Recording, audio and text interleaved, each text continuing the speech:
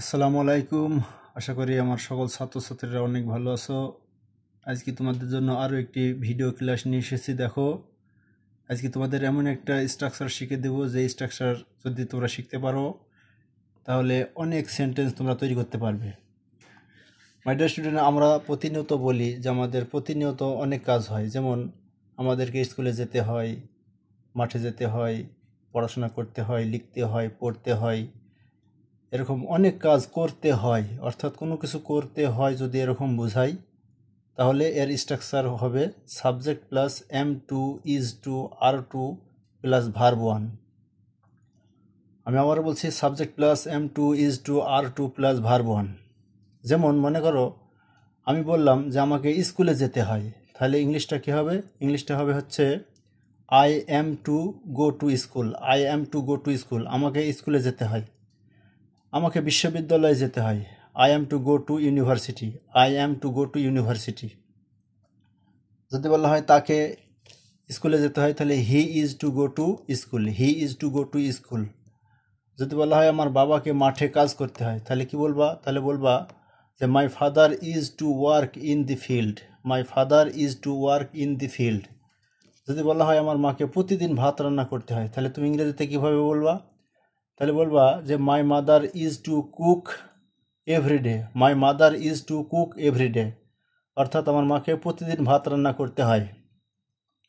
এবার যদি বলা হয় যে আমার ছোটো বোনকে প্রতিদিন কোচিংয়ে যেতে হয় তাহলে my small sister is to go to coaching centre. My small sister is to go to coaching centre.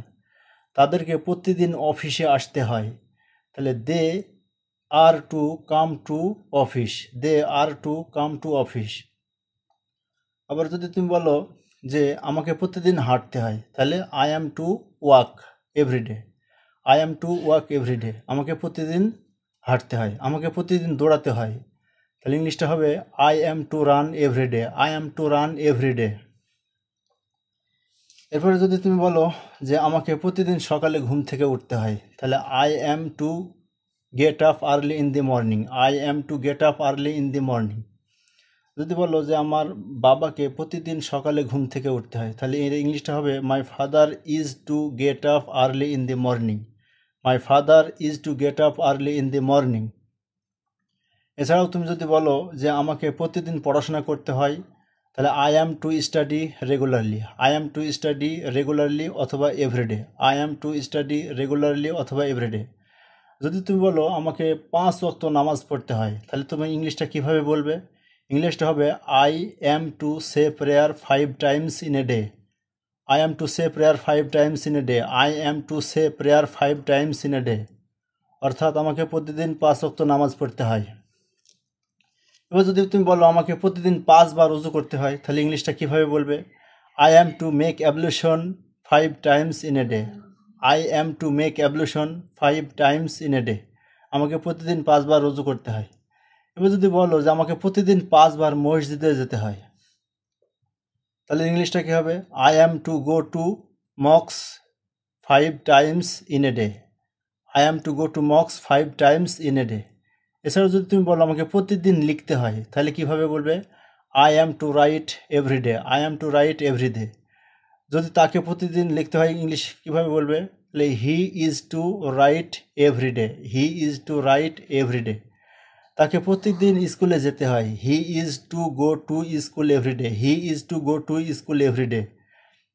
এছাড়াও যদি তুমি বলো যে আমাকে প্রত্যেক দিন ঘুমাতে হয়, I am to sleep at night. আমাকে প্রত্যেক দিন রাত্রে ঘুমাতে হয় তাহলে কীভাবে বলবে?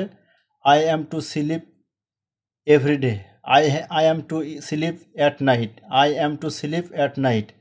এছাড়াও যদি তুমি বলো যে আমাকে প্রত্যেক দিন দেখা করতে হয়, I am to meet everyday. I am to meet everyday.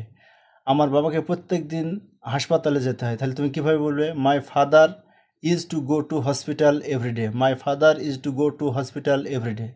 এছাড়াও যদি তুমি বলো যে আমাকে প্রত্যেক দিন পরিষ্কার করতে হয় তাহলে I am to clean everyday. I am to clean everyday. I am to clean everyday. এছাড়াও যদি তুমি বলো যে আমাকে প্রত্যেক দিন গোসল করতে হয় তাহলে কি বলবে? তাহলে বলবে যে I am to take a bath everyday, I am to take a bath everyday, I am to take a bath everyday. এছাড়াও যদি তুমি বলো যে আমাকে প্রত্যেক দিন নাস্তা করতে হয়, তাহলে তুমি কি বলবে I am to have a breakfast everyday, I am to have breakfast everyday, I am to have breakfast everyday. এছাড়াও তুমি যদি বলো যে আমাকে প্রত্যেকদিন দৌড়াতে হয়, তাহলে I am to run everyday, I am to run everyday. অর্থাৎ আমরা আজকে শিখলাম প্রত্যেক দিন কোনো কিছু করতে হয়, এরকম যদি বোঝায় তাহলে অবশ্যই তুমি am to, is to, are to ব্যবহার করবে, তাহলে তোমার সেন্টেন্সটা দারুণ হয়ে যাবে। আশা করি তুমি বুঝতে পেরেছো। ধন্যবাদ। আসসালামু আলাইকুম ওয়া রাহমাতুল্লাহি ওয়া বারাকাতুহু।